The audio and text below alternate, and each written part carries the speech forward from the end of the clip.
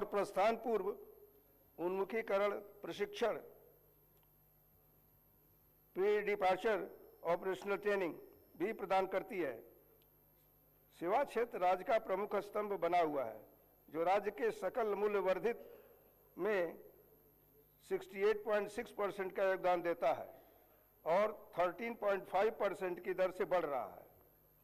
हैदराबाद ने एक वैश्विक तकनीकी केंद्र के रूप में अपनी स्थिति को और मजबूत किया है, जहां भारत के लगभग 20% ग्लोबल कैपेबिलिटी सेंटर स्थित है। तेलंगाना वैश्विक निवेश के लिए पसंदीदा केंद्र बना हुआ है। विश्व आर्थिक मंच और अन्य देशों में गए हमारे प्रतिनिधिमंडल ने निवेश हासिल किया है, जिससे रोजगार के महत्वपूर्ण अवसर पैदा होंगे। हमारा आईटी निर्यात 3.13 लाख करोड़ रुपए तक पहुंच गया है, जो 9.39 लाख से अधिक नौकरियों को आधार प्रदान कर रहा है। अर्थव्यवस्था को और गति देने के लिए हमने तेलंगाना पर्यटन नीति 2025-2030 शुरू की है, जिसका लक्ष्य 15,000 करोड़ रुपए का निवेश और 3 लाख नौकरियों का सृजन करना है। वी हब समावेशिता को बढ़ावा देना जारी रखे हुए हैं, जो सभी 33 जिलों में 700 से अधिक महिला उद्यमियों को सहायता प्रदान कर रहा है।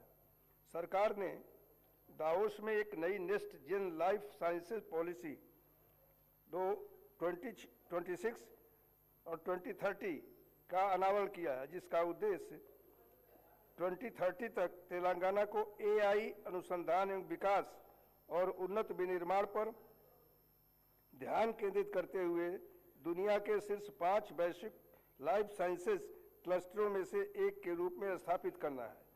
लाइफ साइंसेज क्षेत्र ने 73,360 करोड़ रुपए का निवेश आकर्षित किया है, जिससे 1 लाख से अधिक प्रत्यक्ष और 2.5 लाख अप्रत्यक्ष नौकरियां सृजित हुई हैं।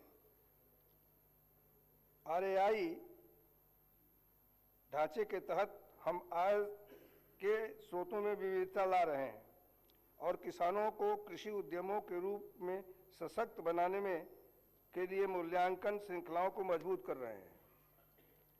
कृषि तेलंगाना की धड़कन बनी हुई है। सरकार ने 2025-26 में इस क्षेत्र के लिए 26,684 करोड़ रुपए आवंटित किया है।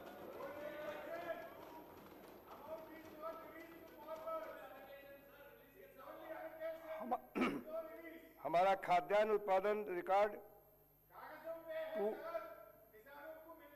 236.87 लाख मीट्रिक टन पहुंच गया है, जिसमें धान, मक्का और कपास का वर्चस्व कायम है।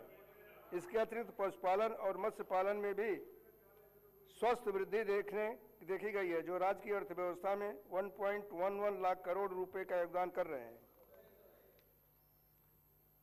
किसानों के प्रति अपनी प्रतिबद्धता को प्रदर्शित करते हुए वानकलम 2025 के दौरान हमने निवेश सहायता योजना रैतु भरोसा के तहत मात्र 9 दिनों के भीतर 8,744 करोड़ रुपए जारी किए हैं।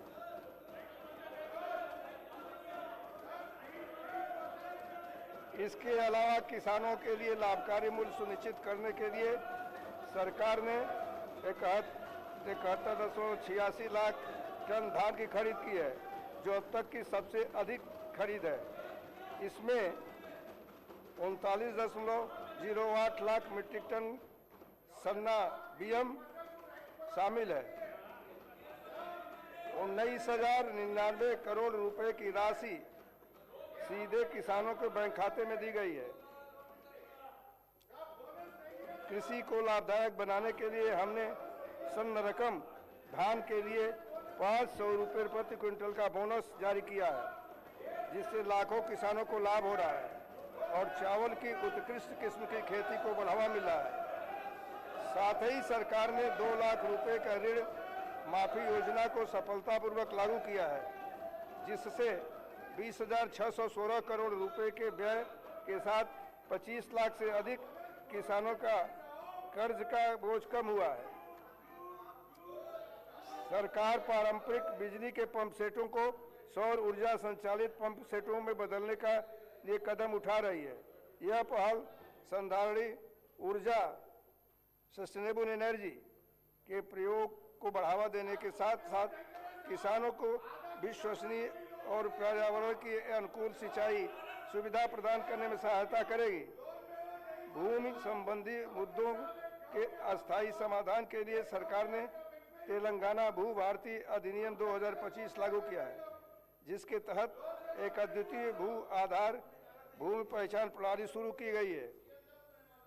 जमीनी स्तर पर भूमि प्रशासन को मजबूत करने के लिए विभिन्न स्तरों को 8,900 कर्मचारियों को तैनात किया गया है, जिसमें 5,010 ग्राम पालन अधिकारी और 3,520 लाइसेंस प्राप्त सर्वेक्षक शामिल हैं। यह पहल किसानों की समस्याओं के समाधान और भूमि संबंधी शिकायतों के त्वरित निपटारे में मदद करेगी। इस वर्ष 3.76 लाख नए पट्टादार पासबुक जारी किए गए हैं। भू भारती अधिनियम की परिकल्पना के अनुसार किसानों की सुविधा के लिए पंजीकरण, राजस्व और सर्वेक्षण गतिविधियों को एक ही प्लेटफॉर्म पर लाया जा रहा है। मेरी सरकार सिंचाई क्षेत्र को सर्वोच्च प्राथमिकता देती है और कृष्णा तथा गोदावरी नदियों के पानी के बंटवारे में राज्य के हितों की रक्षा के लिए सभी मंचों पर दृढ़ता से हर संभव उपाय कर रही है।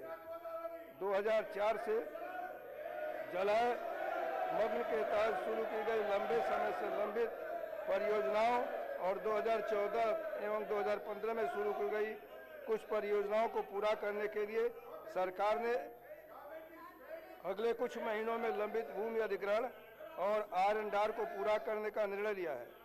सरकार का लक्ष्य अगले 3 वर्षों में सभी चल रही सिंचाई परियोजनाओं को पूरा करना है। आने वाले 3 वर्षों में इन सभी परियोजनाओं पर ध्यान केंद्रित करके एक बड़ा आयकट विकसित किया जाएगा। सरकार सिंचाई में निरंतर निवेश, वैज्ञानिक नवाचार और बाजार संपर्क के माध्यम से कृषि को मजबूत करने के लिए दृढ़ संकल्पित है, ताकि तेलंगाना के किसान न केवल चुनौतियों का सामना कर सकें बल्कि समृद्ध भी हों।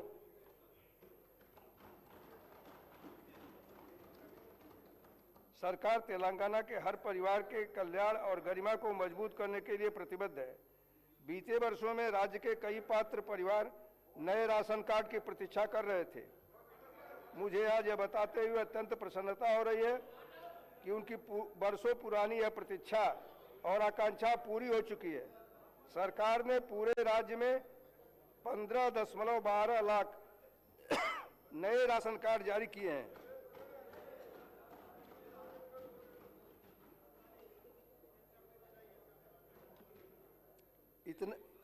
इतना ही नहीं, जो राशन कार्ड पहले से मौजूद थे उनमें भी 19.44 लाख नए सदस्यों को नाम जोड़े गए हैं। इसके अतिरिक्त मौजूदा राशन कार्डों में 19.44 लाख नए नाग सदस्य को जोड़ा गया है। वर्तमान में 1.05 करोड़ राशन कार्ड मौजूद हैं, जो 3.38 करोड़ यूनिट को कवर करते हैं, जिससे यह सुनिश्चित होता है कि बड़ी संख्या में परिवारों को सार्वजनिक वितरण प्रणाली का लाभ मिले। सरकार सार्वजनिक वितरण प्रणाली के तहत सभी उचित मूल्य की दुकानों के माध्यम से महीन चावल वितरण योजना भी लागू कर रही है। इस पहल के तहत प्रत्येक लाभार्थी को 6 किलो महीन चावल मिल रहा है, जिससे पूरे राज्य